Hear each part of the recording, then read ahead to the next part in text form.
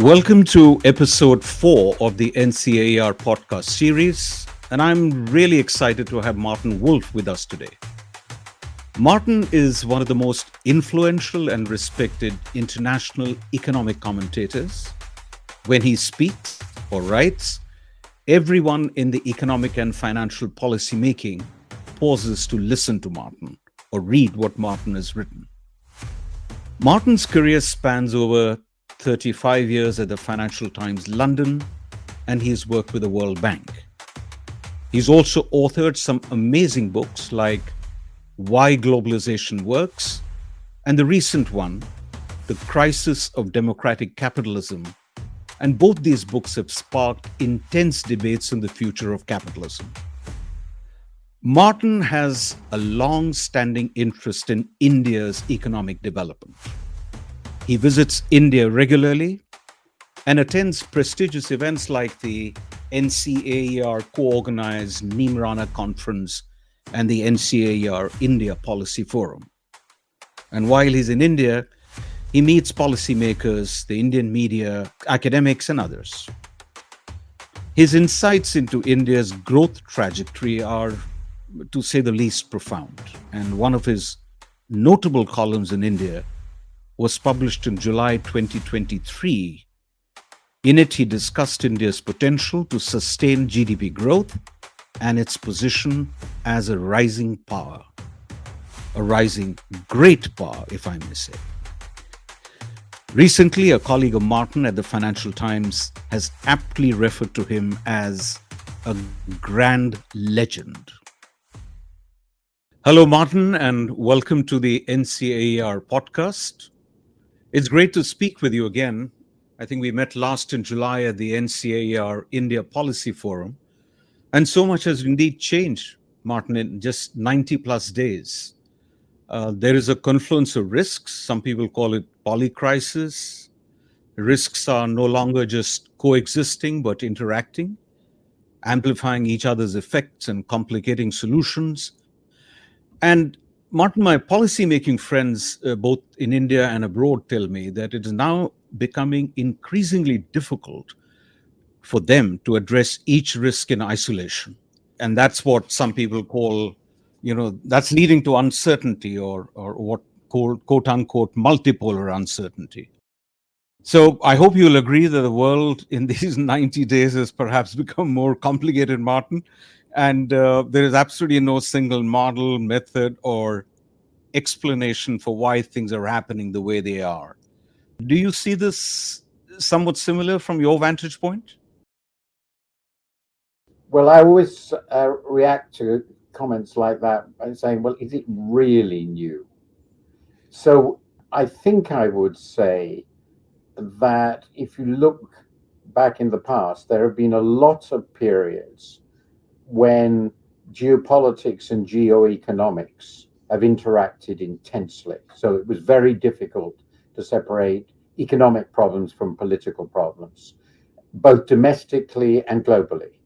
That was clearly true in a different context in the 30s. I mean, that's an extreme example, but obviously it was true, and that's nearly 100 years ago. And I think that aspect of what we're living through, that we have economic disturbance and political disturbance, both domestic and global, that's not new. What I think is new is that, though I don't think we're really quite there yet, so we exaggerate this, that environmental issues, and though this is less new, disease is also affecting us or has been affecting us at the same time. But again, we shouldn't exaggerate this. Human beings, for instance, as we came out of the First World War, we had the Spanish flu, and that actually interacted with the First World War in very important ways. So I would say that the world has always been complicated, always interactive, thinking of things as, we can separate out economics from politics, from the evolution of society, from the wider environment, from disease. I think that's always very naive. But where we are now is certainly reminding us of the interaction of many forces, and now in a very global context, because we have such an interactive global system. Thanks, Martin. I think that with that sort of perspective setting, I was wondering for our conversation, perhaps we can do four things. Talk a little bit about the emerging markets in the global south, India, your books that are very well read in India, and some thoughts, Martin, going forward on both the future of economics and economic policy making. Will that be okay with you? Of course. Yeah. So, but before we get into the sort of the substance of these four areas, let me introduce you to those who are watching the NCAER podcast, who know you, but may not know much about you. And I was asked to ask you a question that why did you choose economic journalism and writing as a profession at a time when economic journalism was hardly something that people thought of getting into as a full-time job? And I think you grew up during the Cold War when there was already a bitter global battle between democracy and authoritarianism, a struggle that, Martin, has become even more visible today. So, why did you not take up fields like international politics or law, focusing on conflict and reconstruction, or join the United Nations? Well, I think there are two separate questions there in my life. I didn't actually choose to become a journalist at all. It chose me, which is a very strange story. I'll come to that in a moment. But the first part of the answer is I chose economics. Mm-hmm. And I chose economics as an undergraduate. I had a rather strange intellectual career, which is partly to do with my age, in that when I went to Oxford, I went up as a classicist, which was very common in those days. So my speciality was Latin and Greek history and literature and philosophy. And I loved it, by the way, and I've never regretted it. It was a very profound education, which helped me. But then I decided, well, I didn't want to be a civil servant, which was the normal thing to be, and I certainly didn't want to teach classics. What would I really do? And I chose politics, philosophy, and economics with a specialization in economics, and then did a graduate degree at Oxford in economics. Then I went to the World Bank. So why was there this emphasis? And the reason was very simple. I was the child of refugees from Hitler. Both my parents were European. My father was Austrian. My mother was Dutch. They're both Jewish. And I asked myself, what explains the catastrophe that befell Europe in the interwar years?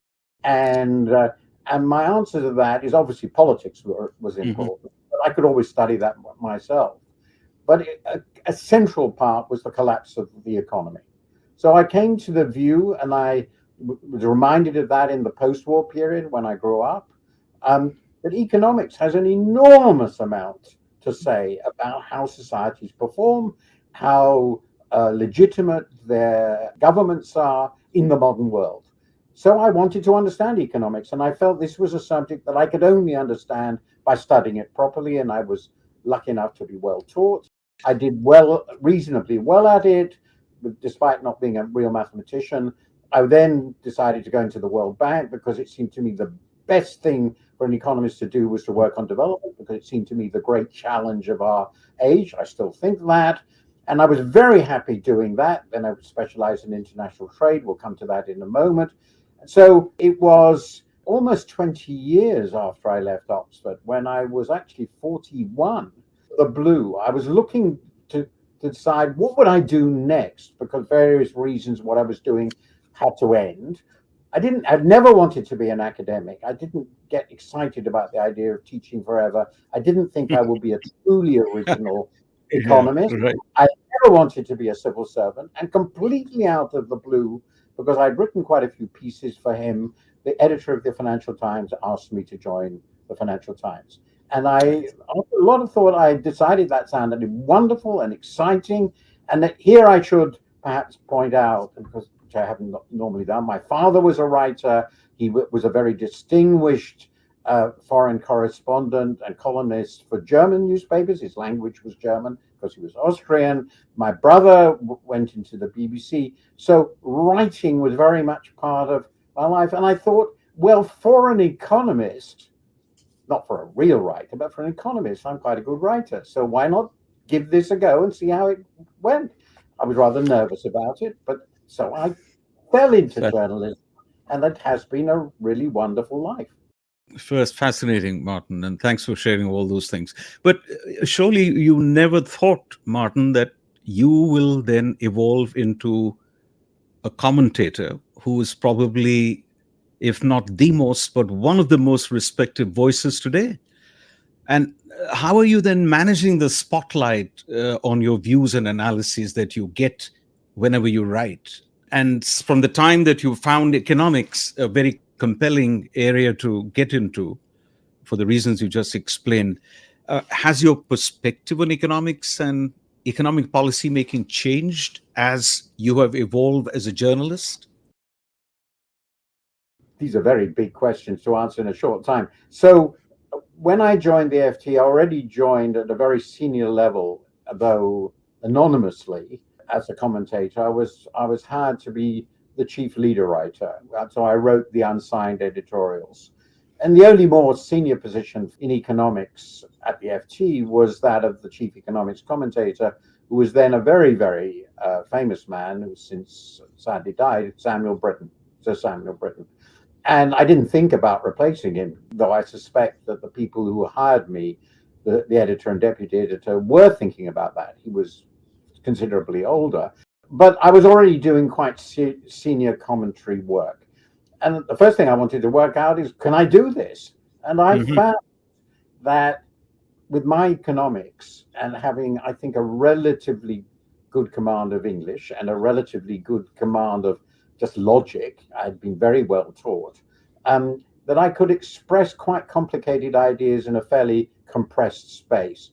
And once you can do that and you enjoy doing it, then you want to keep doing it. And the other thing I had, which I think is still true for me, is that I have a very wide range of interests and a fairly wide range of knowledge, which I've built up very fortunately over the decades.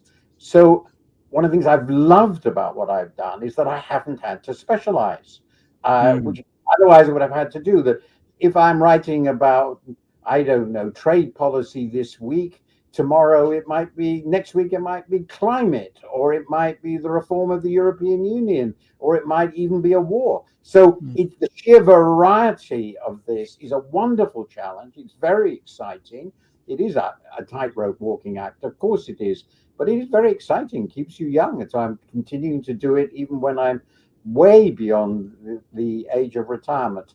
How you affect the world, I don't think about that at all. That's paralyzing. It's completely impossible to go around thinking, well, what does this mean for the world? I try to do my job of sorting out what's going on in the best way I can with my values and my knowledge and my research in topics which I think our readers will find interesting and important.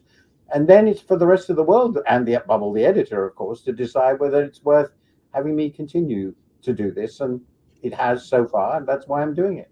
Lovely. Let's move now to about the emerging markets in the global south. So through the years, you have written extensively on global issues, UK issues. You do a lot of writing about the United States. You write about India too. But in your frame of looking at issues as an economist, how and where do emerging markets fit into that framework?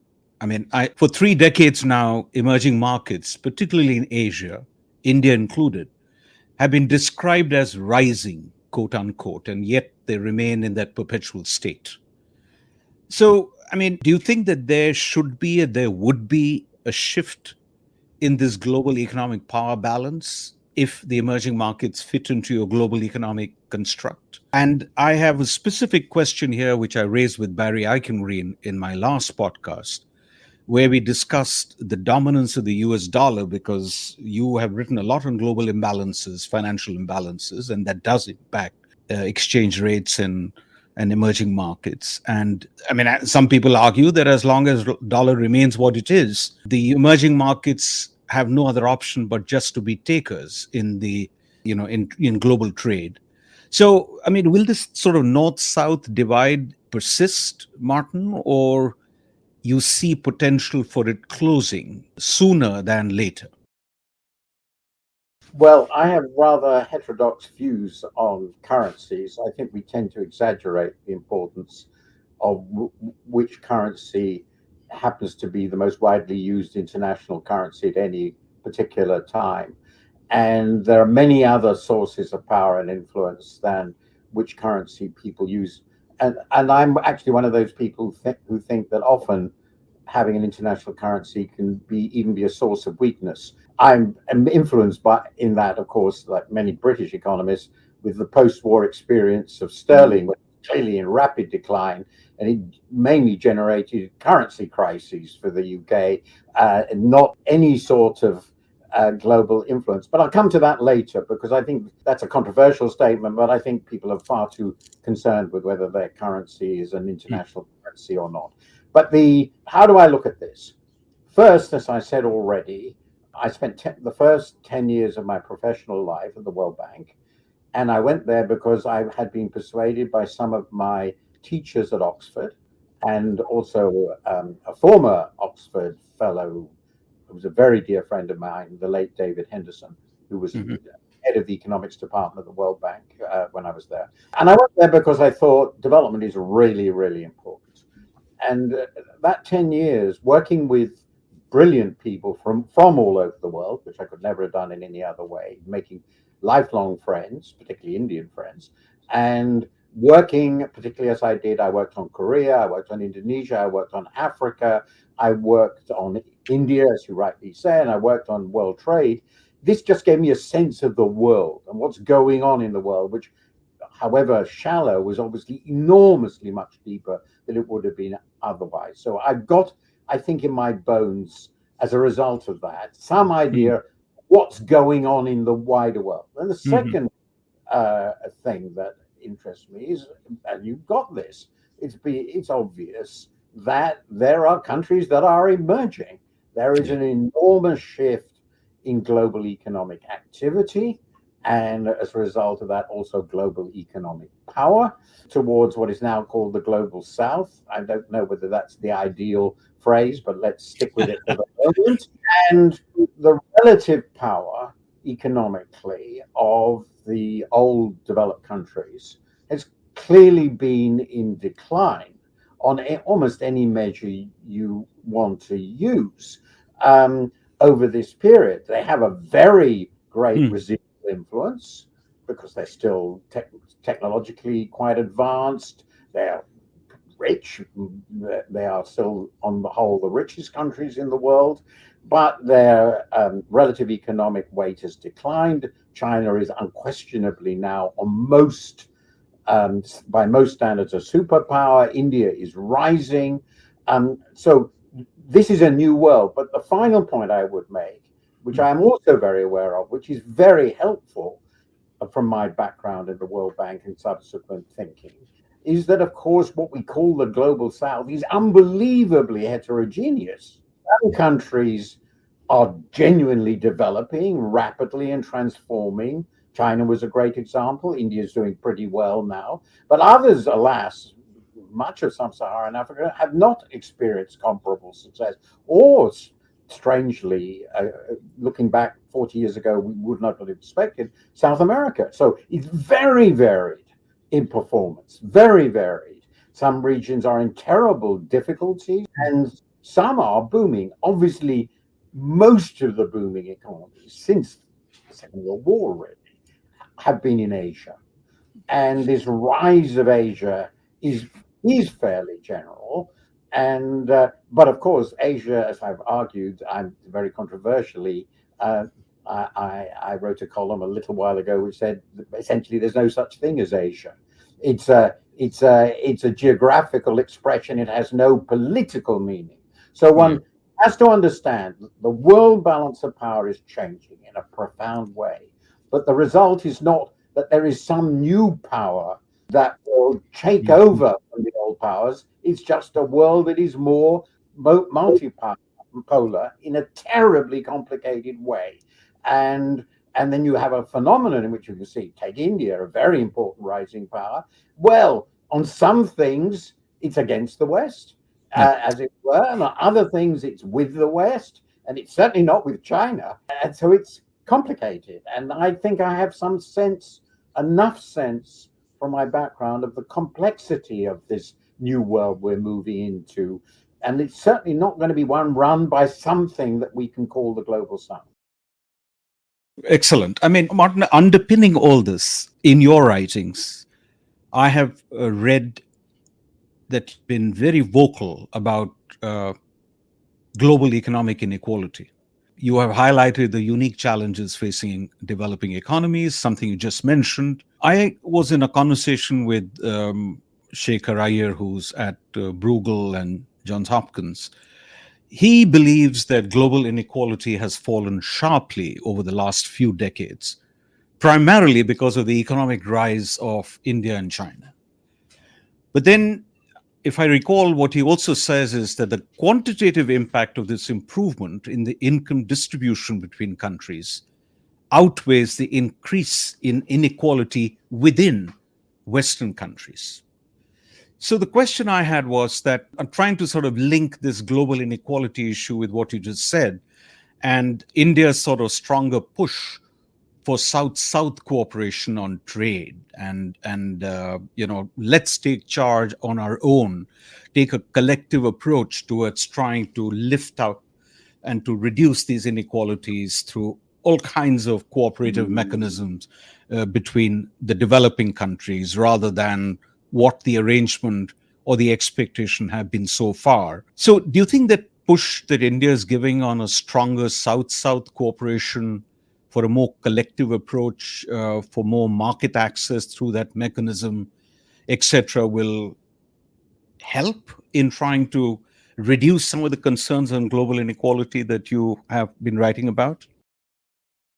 So this raises you raise an immense number of linked issues. So first, the argument that global inequality has been falling because of a relatively rapid growth of quite a sizable number of emerging and developing countries. Some of them have been to me an even bigger surprise than China and India. I can remember in the 1970s when most people had written Bangladesh entirely out of the picture, and it has been actually one of the more remarkable successes. So it's not just China and India, but of course they're vast, and that makes a huge difference. So it's absolutely clear that global inequality has been falling among people because of the rise of many relatively poor countries. Indeed, and among other things, the decline in what we in the World Bank used to call absolute poverty, extreme poverty, people living on the borders of subsistence, the proportion of the human population that lives in that condition now seems to have stabilized. These measures are always unreliable, at about 10%. And when I started at the World Bank, it was 50. Think about that. So there's been a dramatic decline in proportion of the population living on the border of survival, and clearly a massive reduction in global inequality in the process.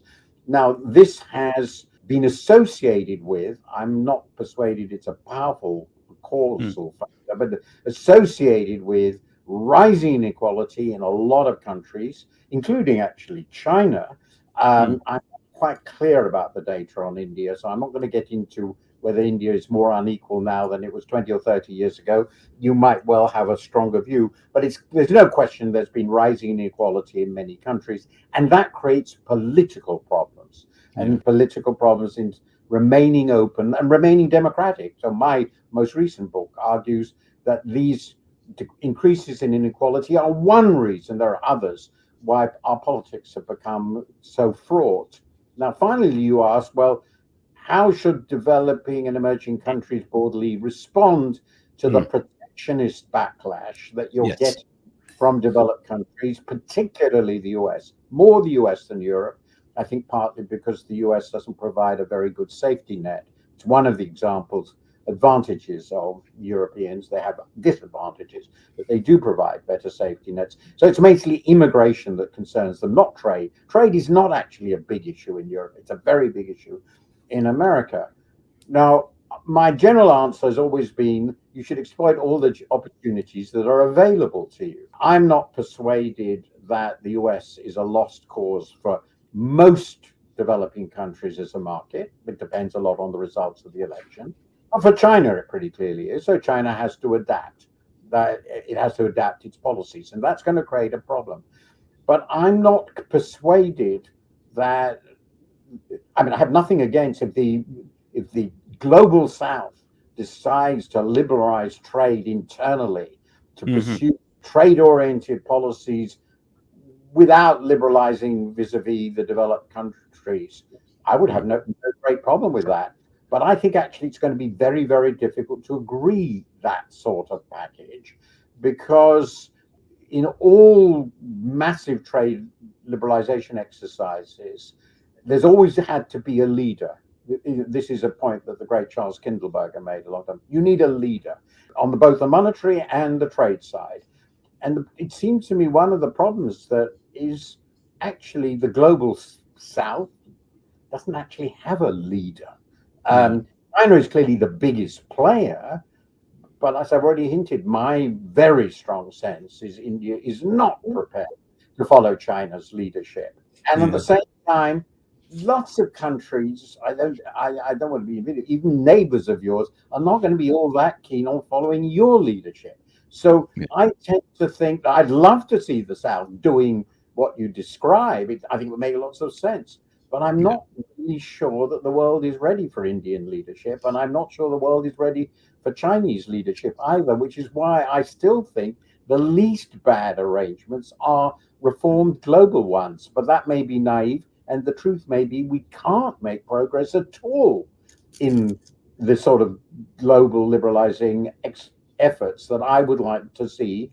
And we're moving into a world where actually chaotic international economic relations will be quite general, not just between China and the US, but more general. And that concerns me a great deal.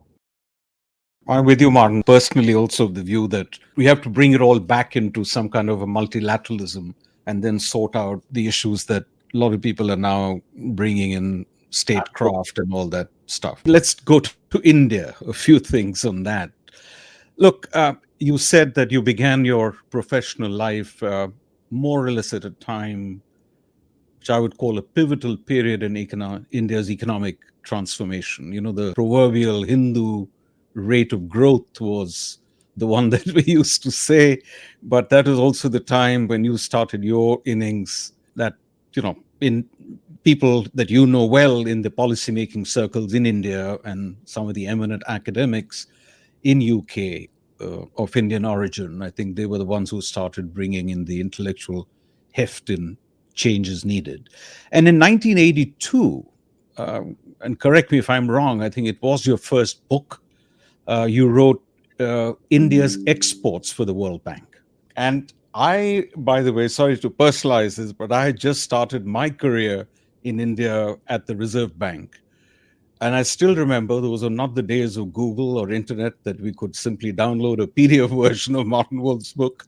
But one copy came, and that copy was then Xeroxed multiple times, both in Delhi and Mumbai. And it was very widely read then, Martin. I distinctly remember. I was struck then by how, for me, for a long period, it was the most comprehensive bibliography in index, a resource point, because, those days you don't have the access that we have today.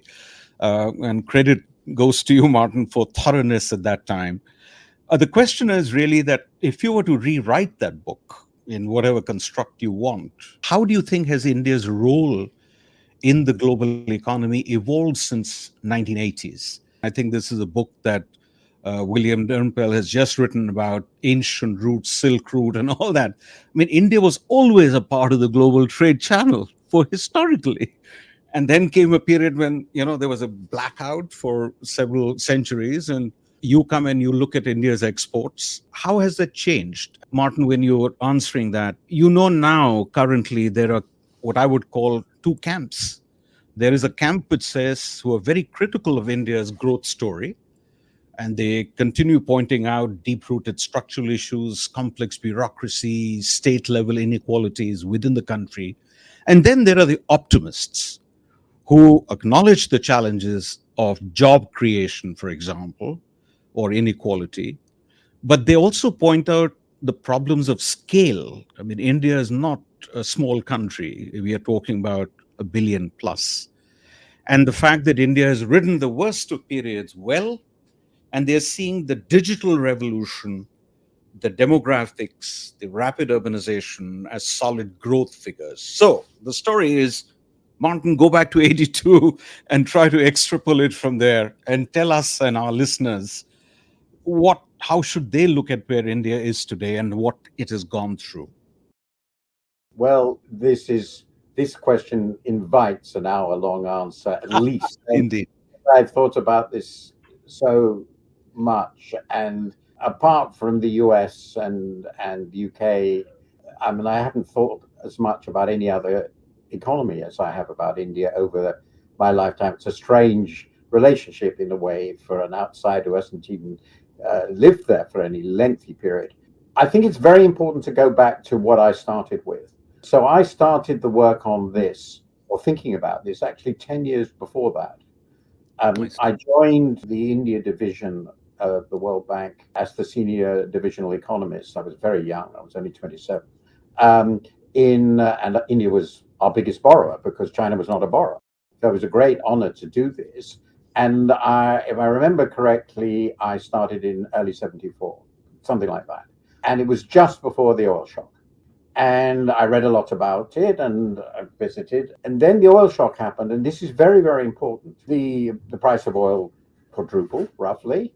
And when I started looking at the figures, I discovered that India's imports, and I think this figure is right, it's from memory, India's imports were about 4 or 5% of GDP, which was also, its exports were a bit less. They were really reduced to the absolute minimum of essential goods. India was an extraordinarily closed economy at that time.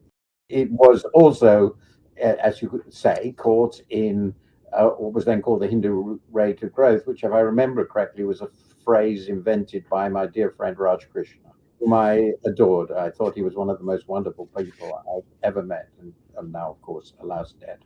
And so I said, here's a country with growth of about close to per capita population growth, so next to no growth in GDP per head, clearly very poor by any standards, so tremendous potential, obviously, for growth, with an extraordinarily able population. We knew all this, the scientists, the economists, all the rest of it, who has almost no trade at all. And now suddenly the oil price the cost of oil imports, I can't remember the exact figures, probably tripled. And so India was in a terrible crisis because they didn't have enough exports to afford the most basic raw materials they needed, let alone competition for their manufacturing or anything. It had written itself out of the world economy, and that gave it absolutely no cushion for managing this massive crisis. And it took an enormous aid effort, which I was busy writing the papers justifying support for India. But we said then to ourselves, and I remember this mustn't happen again.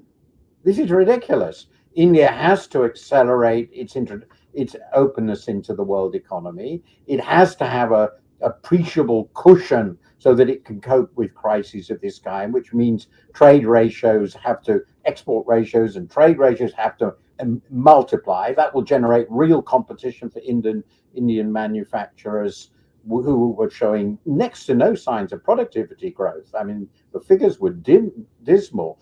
So the place needed clearly very radical reform. And one of the ways we could talk to the Indian government about this without telling terribly unpopular things about, you need to liberalize, you need to do what Jagdish Bhagwati says you should do. What we could say, which they could all agree, is you've got to get your exports up. And then so I wrote the book sort of behind that way of thinking about it. And it's obvious when you start thinking about how do you get your exports up? Well, you have to liberalize imports and you have to change your currency policy. And the book focused on the former largely because it's something they could do. And I knew already by that stage, I was following on the work of previous great men who had written on the need to get India's exports up, of whom the most distinguished by far, I got to know because he was the governor of India's chief economic advisor at the time I was doing my job, was Dr. Manmohan Singh with his seminal book of the early 60s, his great thesis on exactly the same topic. And so basically it was a footnote to Manmohan, if I may put that in that way, that I tried to write. And others have written this. And of course, nothing happened then, as well, or a little happened. But then in the early 90s, policy changed because we had another crisis. And that crisis, instead of being so conservative, in the previous crisis was just about managed, nothing really changed very much. But the crisis in 91 was seen as an opportunity.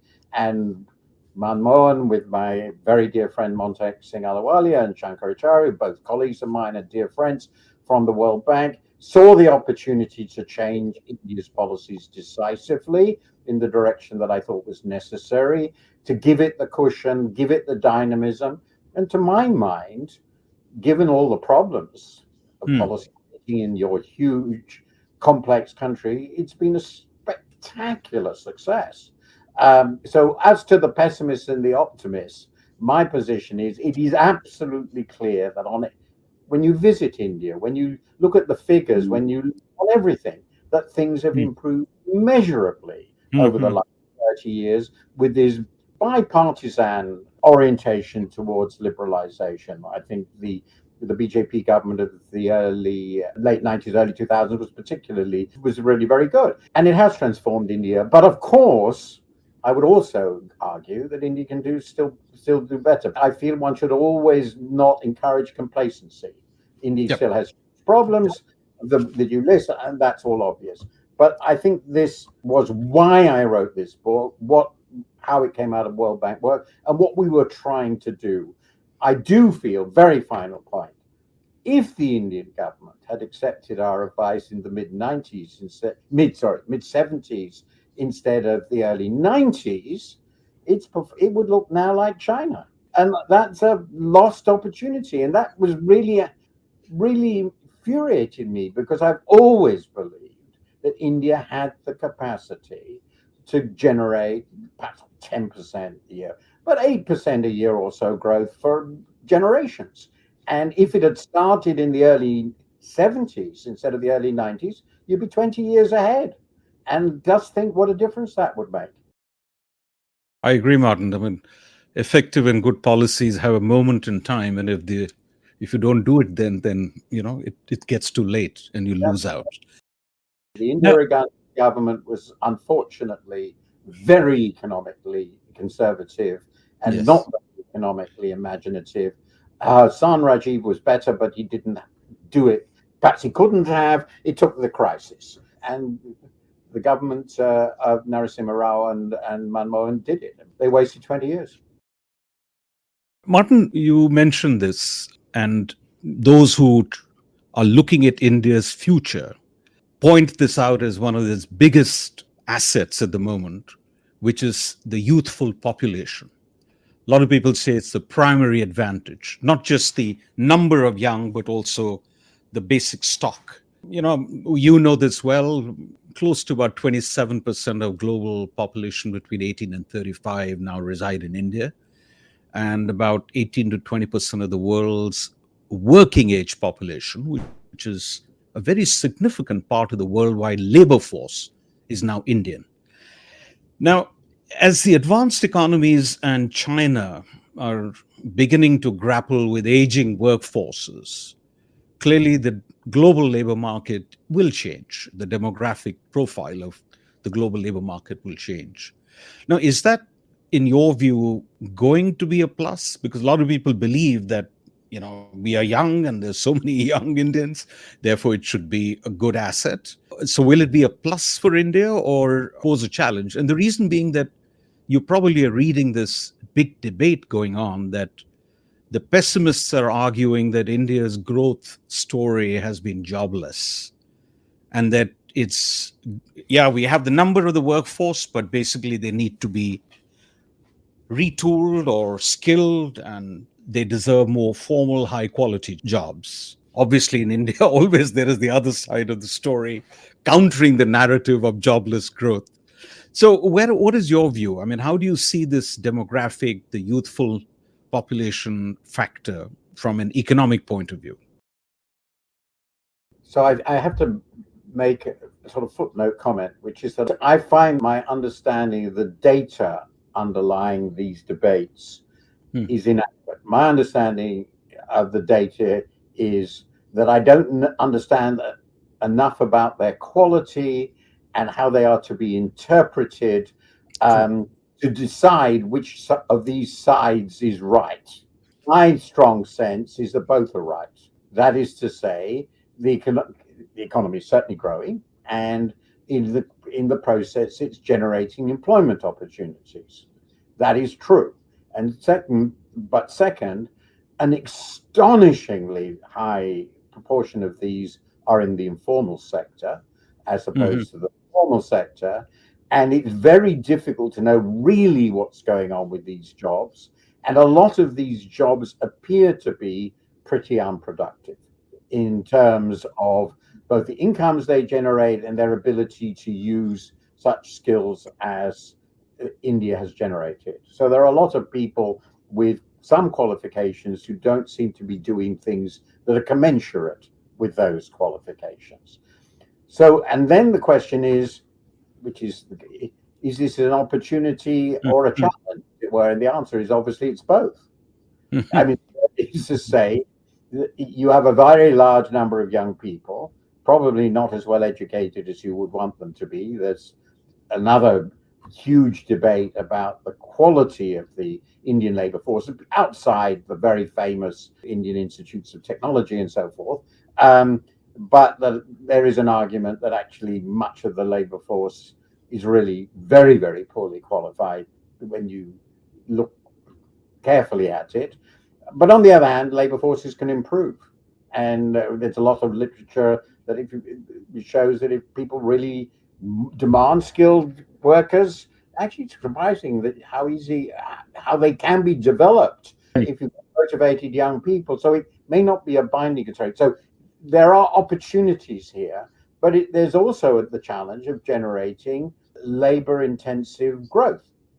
And there's no doubt, and this is a new model, I think, of development, that historically the countries that generated, which were still predominantly rural or agriculture, which India still has a huge proportion of the labor force in low productivity agriculture or very low productivity services. The countries that generated lots of jobs, which were good jobs for people like this, had stupendously rapid industrialization.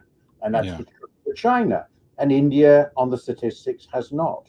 So India is, I think, a bit of an anomaly in all this. And so my view would tend to be that there's clearly the potential for the labor force to be valuable. It will clearly require very rapid growth. There's no doubt about that.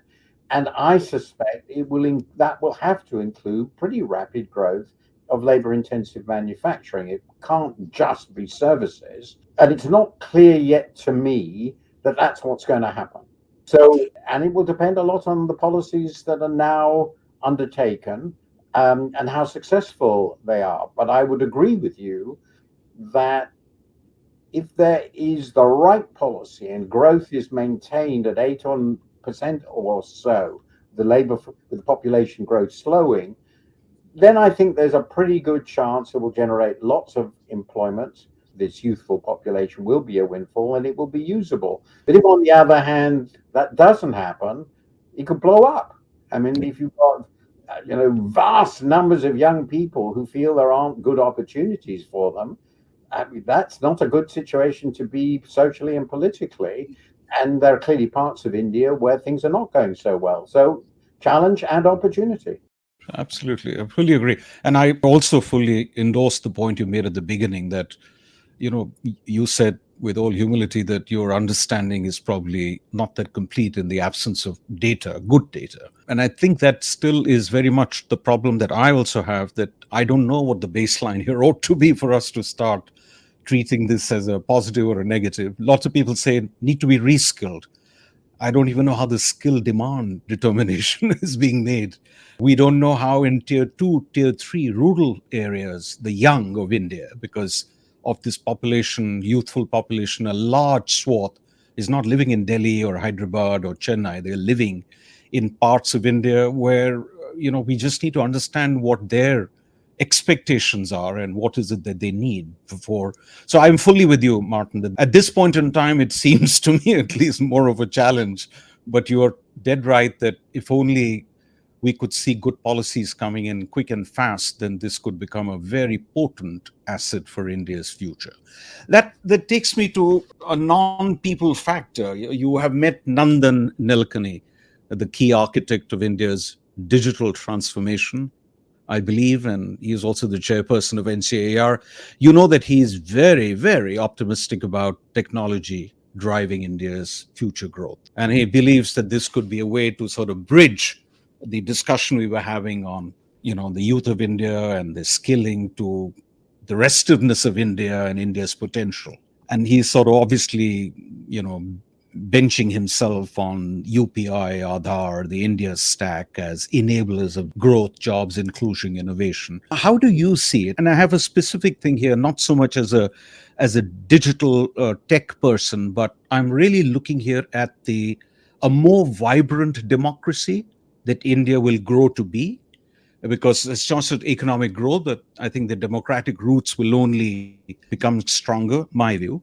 And then there is deeper digitization. So democracy and digitization growing together to ensure India's economic success. Any reactions? Oh yes, I mean my job is to have opinions about everything, so I deliver them, and at least I have thought about all those questions over years. Well, first of all, I think Nandan is a wonderful, wonderful man who's done, and I always stress this started under Manmohan when he was Prime Minister. So there is a tendency to write the activities of governments prior to the present one out of the history, and I rather resent that. So I always remind people that there's a long history to these things. But again, it's been bipartisan. I give tremendous credit actually to this government in the way they've used this, particularly in creating something like a sort of universal welfare state which is unique. And I think that's a remarkable achievement. But certainly the digitization of India on the basis of the universal identification system is a stupendous achievement. And I speak as somebody who really wondered whether it could be done. So it's a stupendous achievement and a stupendous opportunity. So that's clear. And in many ways, it's ahead of so-called advanced countries. So this is a tremendous thing. The second thing is that ought to create opportunities for new businesses and must be creating opportunities for new businesses.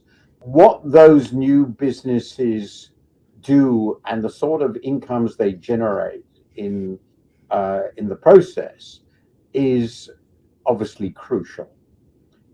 By and large, in my view, the immediate impact of very rapid development of the tech sector, at least in the Western context, which I'm more familiar with, is not equalizing. It has generated stupendous incomes for a significant group of highly trained and sophisticated technicians, and of course, above them, successful entrepreneurs who've made unimaginably huge fortunes. But if you start looking at the tech business itself directly and who they employ, it does generate a lot of jobs. I mean, Amazon, for instance, generate lots of jobs. Most of these are pretty unskilled warehouse type jobs or delivery type jobs. Now, there's tremendous opportunity there for India. Obviously, you can have an awful lot of that, but that doesn't generate the sorts of jobs that high wage manufacturing used to do. So I think I would say that I'm agnostic, perhaps agnostic to skeptical, on the extent to which this alone will generate satisfactory middle income jobs of the type that will allow people to live a secure life, educate their children properly, and give them a genuine sense of a good future for them and their families, which is, I think, what economic success really consists of. And that then links with your profound question about, well, what are the implications for democracy of all this? I think that the impact of the tech sector here as having two different dimensions, probably more, but the first is the sorts of jobs it generates. The coincidence of deindustrialization with the growth of the tech sector, and to some extent it's a coincidence in the West, has, I think, been politically destabilizing rather than stabilizing. It has basically de-anchored, if that's a horrible word, a lot of our working class. Now, that's not a problem for India because you don't have a large working class, but it may be very difficult to create one. And then the question is, well, what do all the people who are now in the informal sector end up doing? How anchored do they feel? Does this merely break their connections with their villages, with their communities, and end them up in a sort of what Durkheim, the great sociologist, would call anomie? And that's a genuine question. Where does it end up, this new digital world? That's in the employment sense. Where do people live? How do they feel they belong in this world, which is very different from the old rural India from which they ultimately came? And the second aspect, of course, is that, to put it bluntly, the digital economy technology has allowed an extraordinary proliferation of misinformation and outright lies, which are not necessarily conducive to a stable democratic order. Because if people don't trust information, there's a famous remark of G.K. Chesterton, a very reactionary British writer, who once said that the problem when people cease to believe in God is not that they believe nothing, but that they believe in anything. And the way I think of this is, the problem when people cease to believe that there is a source of truth is not that they believe in nothing, but that they believe in anything. So I'm nervous of our digital systems on our democracy, certainly if we end up with a very large number of people, huge numbers, who feel essentially rootless, who lose their old roots and develop new ones.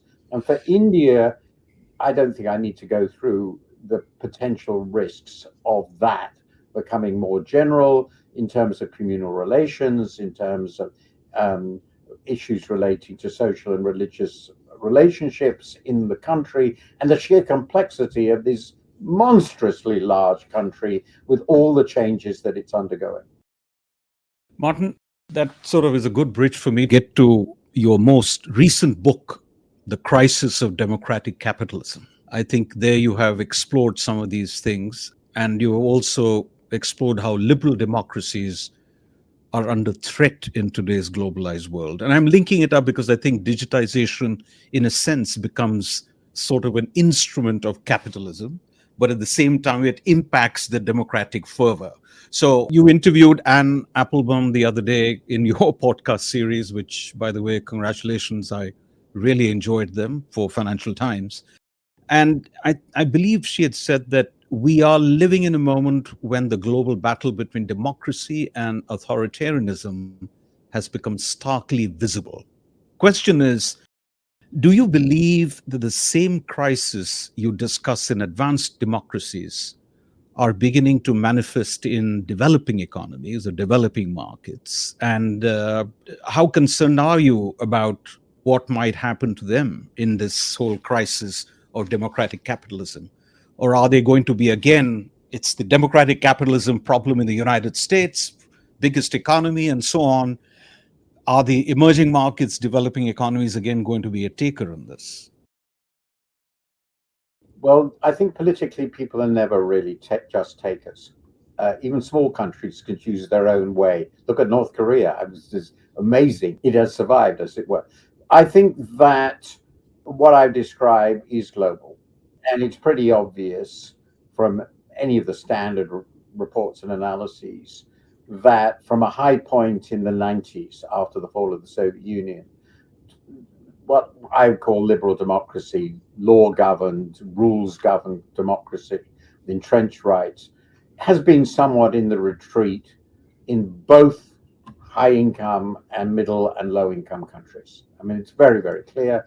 And there are quite a number of emerging and developing countries in which rulers are more authoritarian than they were before, and the rule of law is being eroded, the independence of legal and other crucial institutions from the government, including the bureaucracy itself, has been eroded.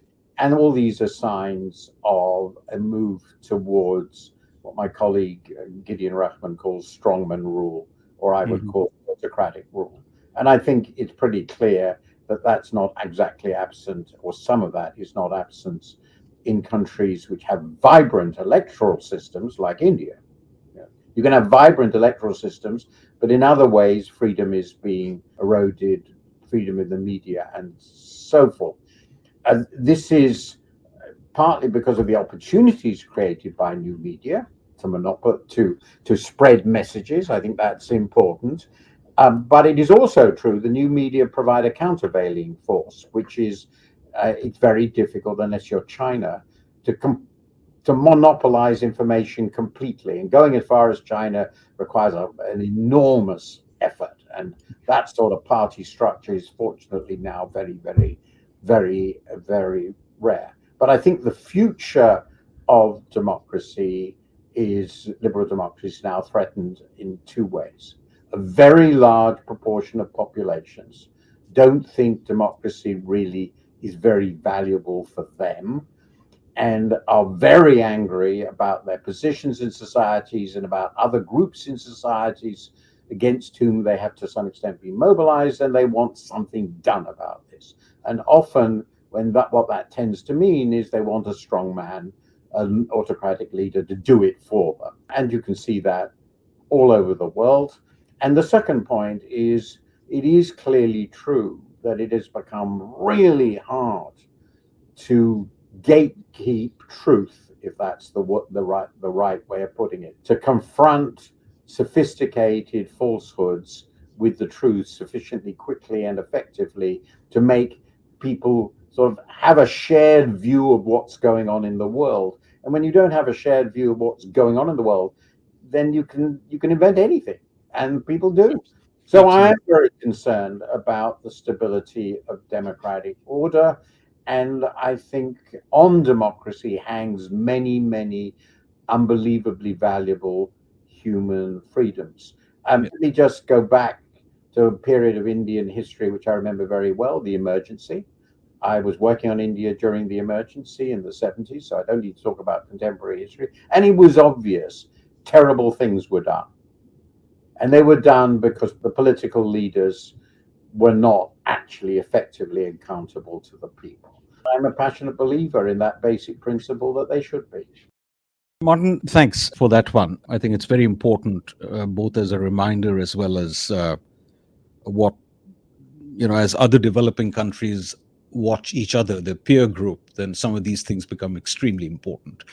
May I take you to one concern? We've talked about global inequalities, globalization, your views on India.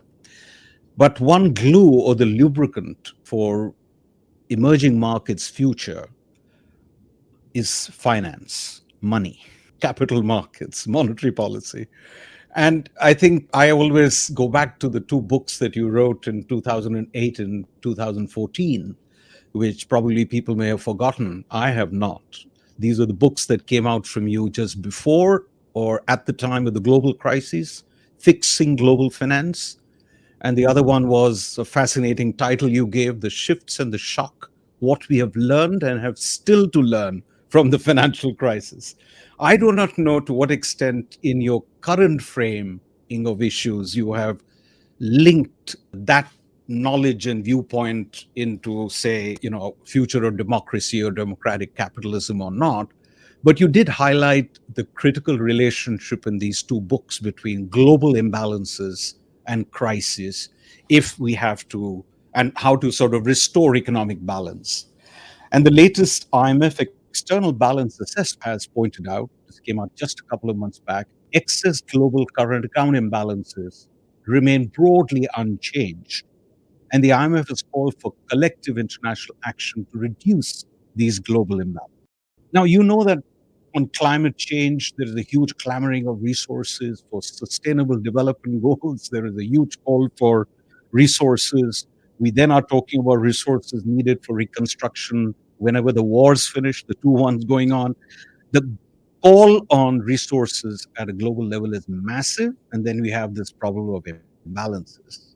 Question was for you that as an emerging market like India or other emerging markets look at their future, do you believe that the global financial system will be able to respond and help them? And is the current state of the system resilient enough to allow the emerging markets through market mechanisms to go through the transitions and uncertainties that lie ahead? Any reactions? Well, another hour-long question answer needed. Um, the short answer is that, in my view, the underlying problems of the system have not been resolved in any way whatsoever. I see. There are two dimensions of those problems that are perhaps worth emphasizing. First, it remains very risky for most emerging and developing countries to run really large current account deficits relative to their GDP, because there remains a very severe risk of sudden stops. That is to say, that capital outflows, dominated increasingly by the private sector, halt in the context of some crisis development or other, and the international insurance system against sudden stops, which was a key point of both those books, which is predominantly the IMF, is inadequate in scale. It's far too illiquid, and in the sense they can't provide huge quantities with unlimited scale in short time. And therefore, well-run emerging and developing countries are wise to insure themselves against these risks by both holding large foreign currency reserves, which means reliance mostly on Western currencies, and constraining their current account deficit, which constrains effectively their ability to invest. And that has a particular problem, which means that we can't, in many parts of the world, get the the energy transition underway. So that's absolutely crucial. So in this sense, the global financial system broadly defined and the global development finance system, which are related to it, which I haven't been able to go into detail, are very inadequate. And that's very depressing. The second problem is that the way most emerging and developing countries sorted out the difficulties they confronted, particularly in the 90s, was to decide, okay, we're not going to run large current account deficits. We're going to be very prudent. We're going to accumulate massive reserves. And since quite a number of developing and emerging countries run pretty large surpluses, China, obviously, oil exporters and so forth, somebody has to run the countervailing deficits. And for reasons which we've known since the days of Robert Triffin and earlier in the 60s, that tends to end up being the reserve issue in country. And the reserve issue in country, being the US, ends up with a very large structural fiscal deficit, as fiscal deficit and current account deficit. They're the two complementary aspects of this, which leads directly to American protectionism. And in my view, it also led, that's more controversial, to the sort of monetary and bank regulation policies that led to the financial crisis in 2008. So that's the other dimension of this mess. But of course, the US loves hanging on to the dollar. And so you could say it's their fault. They want the system that generates this outcome. They should stop complaining. But the result is that the fragilities in the global financial system, from the stability point of view and from the point of view of development, are very, very significant. They have not in any way been resolved. Nobody wants to resolve them. It's more difficult now even than it would have been 20 years ago. And it's concerning. So that I expect that we either end up with lots of developing and emerging countries not growing as fast as they need to. That's particularly true in Africa because of these constraints, or that fragilities continue to develop, both financial and political, in countries like America, and that will lead to the sort of backlashes we're seeing. Martin, time is running out, and I think on that note, this all seems very daunting, by the way, just to comprehend and to navigate. Any advice that you would like to give to the young professionals in India and the developing world? I mean, anything they should prepare for? I mean, how should they prepare for what I think T.S. Eliot may have called the wasteland, because it might become the wasteland in the future? What would you tell them? How should they be ready? Well, my view is, and of course I've been lucky enough, I've lived through a period of what was in the end, with many qualifications, global peace and prosperity and development unparalleled in scale in history. So I've been unbelievably fortunate, and I am very concerned that won't be true for my children and grandchildren, and this may well be true in much of the world. But I don't think one can live on that basis. You can't live a whole life purely defensive crouch. So I would say, first and foremost, people should look on their prospects with rationally, but with hope. And to be rationally hopeful, they should try to the extent that they are able. And of course, fortune and luck is so much involved in this, to get the best education they can and pursue activities which, if they are lucky, both excite them and will give them the means to live a decent and normal life of family and children and all the other things that matter to people. And I would say there are more people and a higher proportion of the world's population with those sorts of opportunities, still of course small, than ever before in history. And they're probably the people I'm addressing. And with luck, my life ended up far more interesting, challenging, enjoyable than I really expected when I was at university, even though I was a very lucky person to have gone to Oxford in the 60s, and I understood that. So, as I said, I think it is crucial, if you have any chance of it, which obviously so many don't, to live in hope, but live in with purposeful hope. Don't just expect things to land on your lap, and use your talents as best you can. And I would say this, it sounds a bit tendentious, but try to lead, if you can, a decent and valuable life, because doing something that you really think is of some significance. And there are so many ways, I think, that one can do that. Martin, let me thank you. This has been an incredibly enriching conversation, priceless. And thank you for giving us so much of your time at a time when so many things are happening. You rightly said there were lots of questions which could have gone on for hours, but let's leave them for another time. Martin, we are always there, and we appreciate all your help and support on NCAER's activities. Wish you the best. We'll look forward to reading more from you. And to say the least, I think you've also given in this podcast a lot to chew upon and reflect. So thank you again, Martin, and let me wish you all the very best. It was a great pleasure. It always is, and particularly to talk with an Indian about India and the world, which is a subject very close to my heart. Thank you.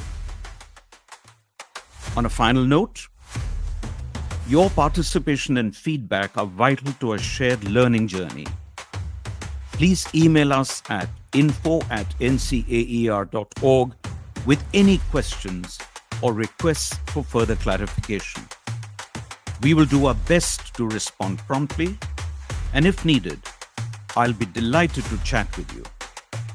So until next time, goodbye, namaste, and remember, while economic policy is what it is, it can always be different.